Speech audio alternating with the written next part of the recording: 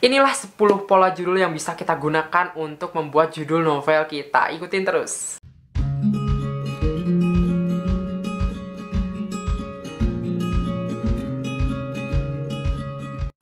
Video ini dipersembahkan oleh penerbit Ujward Media.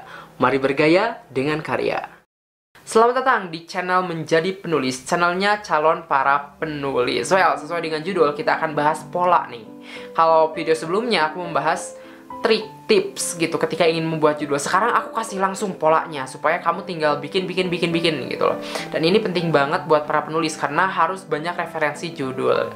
Pastikan kamu sudah subscribe, like, share, dan komen, dan juga nyalakan notifikasinya supaya ketika aku update kalian bisa langsung nonton. Pola pertama yaitu pola yang kontradiksi. Ya, orang lain itu suka banget gitu menyandingkan sesuatu yang kayak gini terus disandingkan dengan yang kayak gini gitu. Ngerti nggak sih? Itu kontradiksikan. Jadi yang kalau jelek-jelek banget, sorry ya untuk bicara ini. Kalau bagus-bagus banget gitu. Misalkan contohnya si cupu versus si apa gitu. Si cupu versus si populer. Atau misalkan introvert versus troublemaker atau apa gitu. Ya pokoknya sesuatu yang kontradiksi gitu, berbanding terbalik.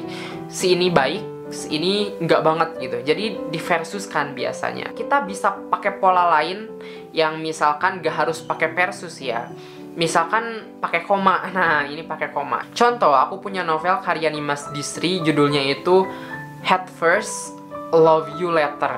Hate first, love you later. Jadi benci dulu nih, cinta kemudian gitu.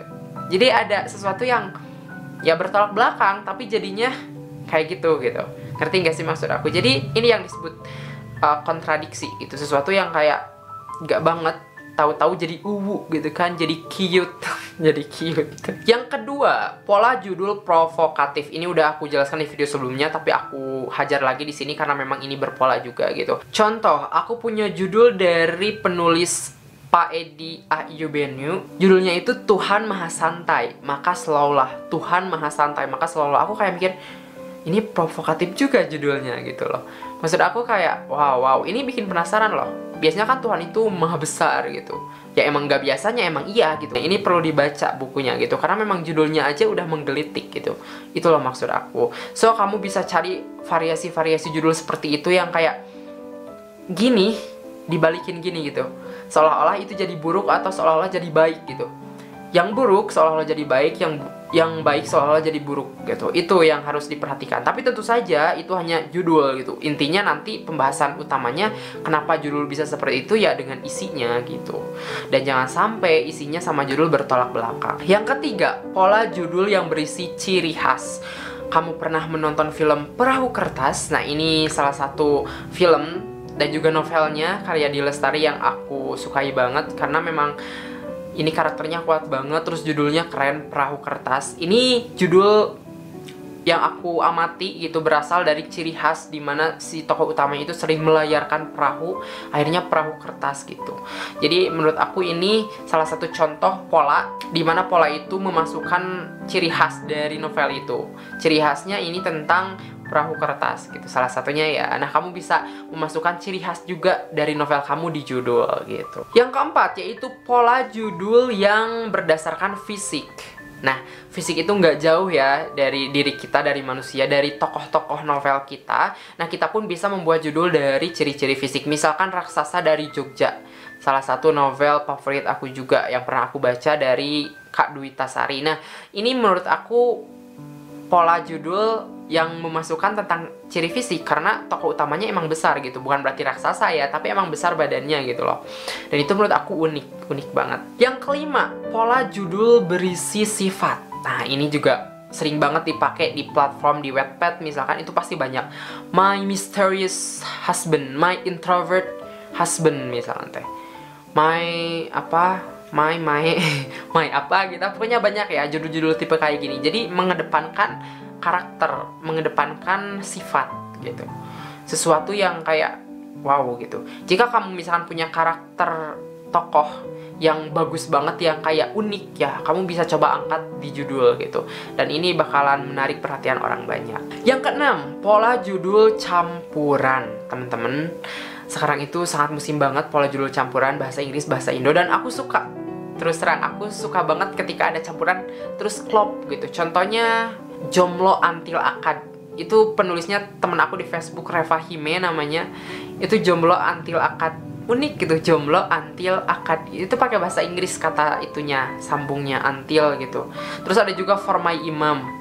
Itu terbitan Ujwat Media juga bukunya. Itu kayak aku jatuh cinta, judul-judul yang dicampur-campur gitu tapi nyambung, ngeklop gitu. Dan kamu juga coba cari pola kayak gini gitu. Ini sangat-sangat keren gitu. Dua bahasa tapi kayak nyambung aja gitu loh. Yang ketujuh, pola judul full berbahasa asing. Ya, ini mah udah sering banget. Pokoknya yang bahasa asing, bahasa Inggris. Nah, kadang-kala kan ada kata-kata di bahasa Indonesia yang kalau diinggriskan nggak banget, atau sebaliknya, di kata-kata di bahasa Inggris itu kayak ih keren banget, gampang diingat, tapi pas di bahasa Indonesia kan jadi kayak gimana gitu. Khusus yang ini aku nggak akan kasih contoh, cari aja banyak ya yang judulnya bahasa Inggris full gitu. Intinya kamu bisa kok menggunakan pola bahasa Inggris tapi kata-katanya yang gampang diingat gitu loh. Kalau misalkan lebih bagus di bahasa Indonesia, mending pakai bahasa Indonesia aja gitu. Karena pokoknya yang klik, yang ngerasa di kuping atau di mata itu kayak gitu. Nah, itu kamu pakai. Kedelapan, yaitu pola judul dengan memasukkan setting tempat. Entah itu setting tempatnya atau ciri khas tempatnya atau makanannya. Biasanya kalau kamu sering nonton FTV, itu sering loh, kayak misalkan cinta berawal dari seblak gitu, cinta berawal dari apa gitu, dari tahu bulat misalkan. Nah, itu banyak gitu, itu berhubungan dengan ciri khas daerah atau misalkan tempat. Ya kalau tempat udah banyak juga, kayak misalkan Love in Paris atau Love in Tokyo atau apa itu pasti sering gitu. Entah tempatnya berupa negara, entah kota, entah desa, pokoknya sering banget. Nah, kamu bisa juga menggunakan pola ini. Kesembilan, yaitu pola yang membocorkan ending. Ini juga pola sama gitu loh. Cuman kalau ini aku nggak menganjurkan kamu untuk pakai karena masih banyak pola yang lain. Yaitu tadi sempat dibahas di video sebelumnya, kayak ada ciri-ciri kata-kata terakhir, cinta terakhir, pertemuan terakhir gitu loh. Terus apa, kehidupan terakhir gitu, malam terakhir gitu. Nah, itu yang kayak gitu mending kamu cari pola lain deh, karena masih banyak pola judul yang bagus juga gitu loh. Karena sudah terlalu banyak dipakai kalau pola yang ini, ya mending cari yang lain gitu kan. Tapi ya setidaknya aku kasih tahu bahwa ini juga termasuk pola yang sering digunakan juga gitu loh. Dari zaman SD, SMP kalau baca-baca cerita pasti suka ada judul yang kayak gitu kan. Yang terakhir yaitu pola dengan menembak isi novel. Menembak ya, menembak.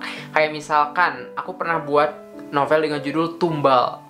Ya, itu tentang tumbal. Mungkin bukan hanya aku aja, kamu juga pernah. Dan itu banyak banget yang bikin judul tumbal gitu. Padahal ceritanya beda-beda gitu. Itu saja video dari aku. Terima kasih udah nonton dari awal sampai akhir. Dan jangan lupa di subscribe, like, share, dan komen. Kalau misalkan kamu punya pola yang belum aku sebutkan tadi, dari 10 tadi, pola baru, nah kamu bisa komentar untuk sharing. Aku juga pasti bakalan nambah ilmu baru dari kamu gitu. So, itu saja. Terima kasih dan salam literasi.